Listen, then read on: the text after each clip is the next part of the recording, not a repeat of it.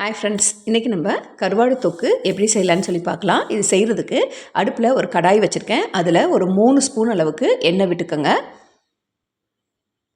2 medium size வெங்காயத்தை cut பண்ணிவிட்டு இதோட சேர்த்துக்கலாம். வெங்காயத்தை நல்லா வதக்கி விட்டுருங்க. இந்த கருவாடு செய்யும்போது நம்ம அதிகமாக எண்ணெய் தேவைப்படும். இப்போ ஒரு 3 ஸ்பூன் சேர்த்துருக்கேன். இனி இடையில தேவைப்பட்டுச்சுன்னா திருப்பியும் நம்ம எண்ணெய் சேர்த்துக்கலாம். வெங்காயத்தை நல்லா வதக்கி விட்டுருங்க. 2 மீடியம் சைஸ் அளவுக்கு தக்காளி கட் பண்ணி வச்சுருக்கேன். அதையும் இதோடு சேர்த்து நல்லா வதக்கி விட்டுடலாம். வெங்காயம் தக்காளி வதங்கிறதுக்கு அளவாக மட்டும் இதோட உப்பு சேர்த்தா போதும். ஏன்னா கருவாட்டில் ஏற்கனவே உப்பு இருக்கும், அதனால் கொஞ்சமாக உப்பு சேர்த்துக்கோங்க. உப்பு சேர்த்து நல்லா வதக்கி விட்டுருங்க. ஒரு அரை ஸ்பூன் அளவுக்கு மஞ்சள் தூள் சேர்த்துக்கலாம்.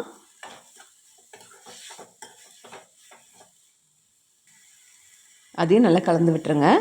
நம்ம மிளகாய்த்தூள் இப்போ சேர்க்க போகிறதில்ல. ஏன்னா முதல்லையே மிளகாய்த்தூள் சேர்த்திங்கன்னா அந்த சட்டியில் அடியில் பிடிச்சிரும், காரில் அடிக்கும் வீட்டுக்குள்ளே கருவாடு வெந்து வர்றதுக்குள்ளே. அதனால் கடைசியாக மிளகாய்த்தூள் சேர்த்துக்கலாம். இது ஒரிஜினல் வஞ்சரம் கருவாடு. நிறைய கடைகளில் டூப்ளிகேட் கொடுத்து ஏமாற்றிடுறாங்க. ஒரிஜினல் கருவாடு இப்படி தான் இருக்கும். டூப்ளிகேட்டும் பார்க்குறதுக்கு இதே மாதிரி தான் இருக்குது. நானே நிறைய தடவை ஏமாந்துருக்கேன். அதனால் கொஞ்சமாக வாங்கி செஞ்சு பார்த்துட்டு நல்ல கருவாடாக இருந்ததுன்னா மட்டும் திருப்பி வாங்குங்க. ஏன்னா இதோடய விலையுமே ரொம்ப அதிகம். 1 கிலோவே 1400 ருபீஸு. இப்போ பாருங்கள், வெங்காயம் தக்காளி நல்லா வதங்கி பிரிஞ்சு வந்திருக்கு, எண்ணெய் பிரிஞ்சு வந்துருச்சு. இப்போது நம்ம கழுவிட்டு வச்சுருக்க கருவாட்டை இதோடு சேர்த்துட்டேன். கருவாட்டை நான் அரை மணி நேரத்துக்கு முன்னாடியே ஊற வச்சு வச்சுருந்தேன். உங்கள்கிட்ட காமிச்சது இப்போ ஊற வைக்காத கருவாடை காமிச்சேன். கருவாடை ஏற்கனவே ஊற வச்சுருந்தேன். அதை கழுவிட்டு இதோட சேர்த்துருக்கேன். இப்படி மூடி வச்சு வேக விட்டுருங்க. ஒரிஜினல் கருவாடு போட்டு கொஞ்ச நேரத்துலையே ஒன்றா சேர்ந்து கரைஞ்சி போயிடும். ஆனால் டூப்ளிகேட் கரையாமல் அப்படியே இருக்கும், கல் மாதிரி இருக்கும். டேஸ்ட்டும் நல்லாவே இருக்காது. இது கரைஞ்சி ஃபுல்லாக அந்த வெங்காயம் தக்காளி கருவாடு எல்லாமே ஒன்றோட ஒன்று கலந்து டேஸ்ட் அவ்வளோ அட்டகாசமாக இருக்கும். அம்மாவின் சமையலறை கோயம்புத்தூர் சமையலை சப்ஸ்கிரைப் பண்ணாமல் இருந்தால் சப்ஸ்கிரைப் பண்ணுங்கள். மறக்காமல் ஆல்கிற பட்டனை ப்ரெஸ் பண்ணுங்கள். அப்போ தான் நான் போடுற எல்லா நோட்டிஃபிகேஷனும் உங்களுக்கு உடனே வரும். இப்போது அதில் இருக்க கருவாடை நான் உங்களுக்கு எடுத்து காமிக்கிற பாருங்கள். உங்களுக்கு நல்ல வெந்து எப்படி இருக்குன்னு பாருங்கள். அதில்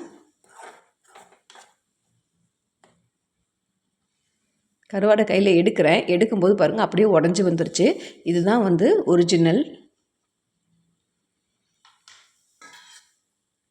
இப்படி கருவாடு செஞ்சிங்கன்னா அந்த சட்டியில் கூட கொஞ்சம் கூட மிஞ்சாமல் அதுலேயும் சாப்பாடை போட்டு விரவி சாப்பிட்ருவாங்க. அந்தளவு டேஸ்ட் இருக்கும் இந்த கருவாடு.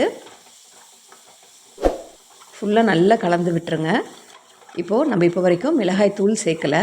இப்போ நல்லா கலந்து விட்டுட்டு எண்ணெய் தேவைப்பட்டுச்சுன்னா இப்போது 2 ஸ்பூன் அளவுக்கு எண்ணெய் கூட விட்டுக்கோங்க. எல்லாமே ஒன்று சேர கலந்து விட்டுருங்க. கலந்ததுக்கப்புறம் மிளகாய் தூள் சேர்த்துக்கலாம். ஓரங்களில் இருக்கிறதெல்லாம் இப்போமே எடுத்து விட்டுருங்க. பாருங்க, கருவாடு ஒரு பீஸ் கூட இல்லை, அதில் எல்லாமே ஃபுல்லாக கரைஞ்சி வந்துருச்சு.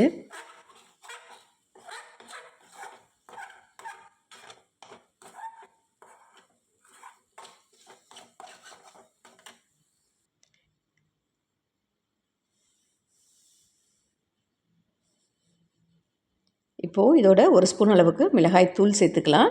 சேர்த்துட்டு நல்லா கலந்து விட்டுருங்க.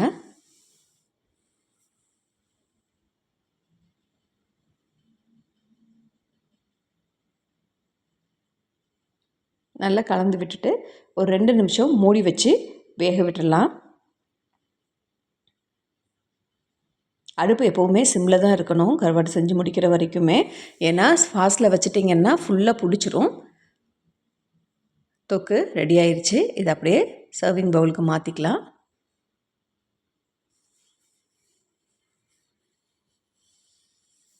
தேங்க்ஸ் ஃபார் வாட்சிங்.